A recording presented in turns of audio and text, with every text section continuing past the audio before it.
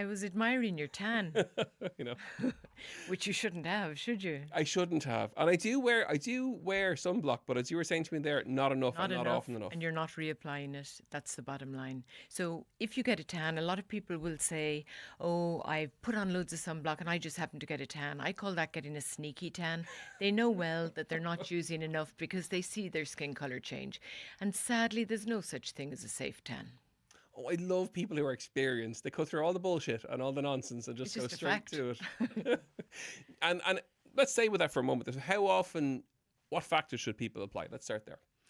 It's not even what factor, it's the quantity of the product. So if you're using enough factor 30 and you're reapplying it frequently enough, that's fine. So if you consider that factor 30 just means you can stay out there 30 times longer than if you had no sunblock on, factor 50 is 50 times longer. Well, theoretically then, if you just used factor 10 but put it on every 10 minutes or whatever, say you're going to burn in 2 minutes, well then you can stay out for 20 minutes without burning with factor 10.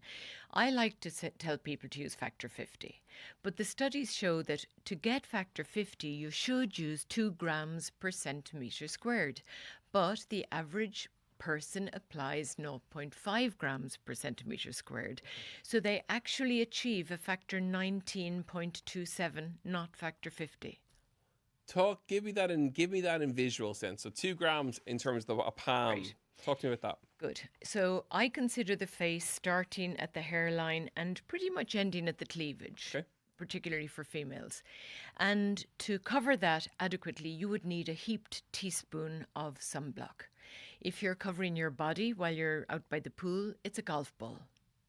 Okay, so Okay. head to chest, teaspoon. A teaspoon. Now, a teaspoon is an awful lot of sunblock. I won't even put that on in one go. So the way I get around it is I use layers. So I'll have a moisturiser with a factor 50. Then I'll use a base layer with some more zinc oxide, a factor 50. Then I'll use another layer of my colour foundation. I don't use foundation anymore. I use a tinted factor 50 moisturiser. So by the time I've put all of that on, I think I've a factor 50, approximately. However, when will I reapply it? So if I'm going into work for the day, realistically, I'm not going to reapply it during the day when I'm indoors. And likewise for you in the studio here.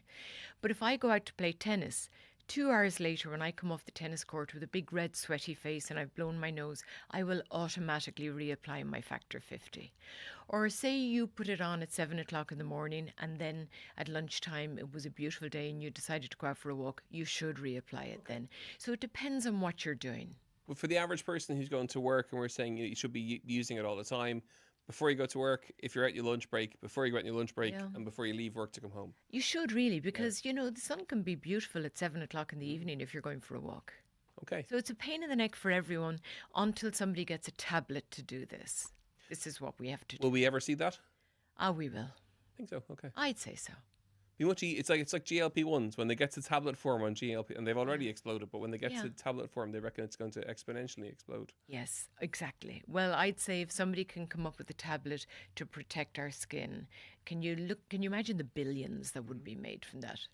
Okay, so folks, if you are listening in, we're looking at a teaspoon of sunblock, factor 30, 40, 50, and we're reapplying it over the course of the day if you're out and about in any way, shape or form. Yes, because the chemical block starts to denature as soon as you've put it on. So certainly after about 2 hours, you're definitely starting to see a reduction in your 50. Amazing. Oh, we love you. Clothes are the best block. Your long sleeves are the best block. I wear these, and yet Very if I good. showed you my arms, there's a bit of colour in them too. Yeah, yeah. But yeah, if I'm out in the sun, I cover up and I have a hat. I've got the brimmed hat now as well when I'm out. Well, you said something I don't like there. You said when I'm out in the sun. Oh yes. A lot of us have kitchens with lots of glass now. Yep. Most people don't have UV tempered glass. UVA travels through glass. When you're in the car, you can be getting a lot of sun damage. When you're in the home study, a lot of people will say, "Oh, I'm working from home today, I won't bother," and they sit by a window. And I'll often see the sun damage worse on one side of their face, and I can tell them, "You're driving on that side or you've a window on that side." So watch out for at home. I'd say before you leave your bedroom or before you finished, washing your teeth in the morning, put on your sunblock every day. And cover up. And then cover up for your activities.